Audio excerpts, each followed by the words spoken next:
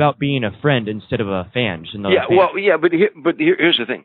One of the reasons I stayed with Frank Sinatra all those years was he never knew how much in awe of him I was, because I wouldn't let him know that. I mean, he didn't need another fan. He had millions of fans. He wanted a pal, a buddy, you know. So I mean, and that's what I became, you know. I mean, but I was always in very, you know, just. I can't describe to you how overwhelmed you can be with his talent. He was just extraordinary talent. They would walk out in front of 20,000 people and not even sing a note yet and electrify that audience by his mere presence. Just walking to the microphone, 20,000 people would go absolutely berserk in arenas everywhere we went. In Dallas, Texas, in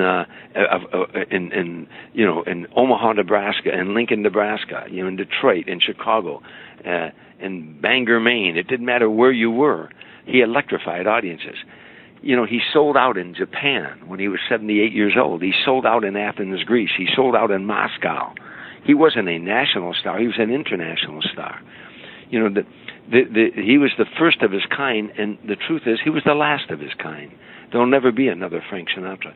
Everybody thinks of him as this great singer, and he was this great pop singer. There'll be none like him. However, you forget what a brilliant actor he was.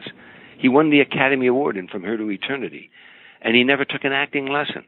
I one night was sitting with him and Gregory Peck, Kirk Douglas, Clint Eastwood, Robert Wagner, all these actors sitting around talking at like 3 o'clock in the morning at Frank's house.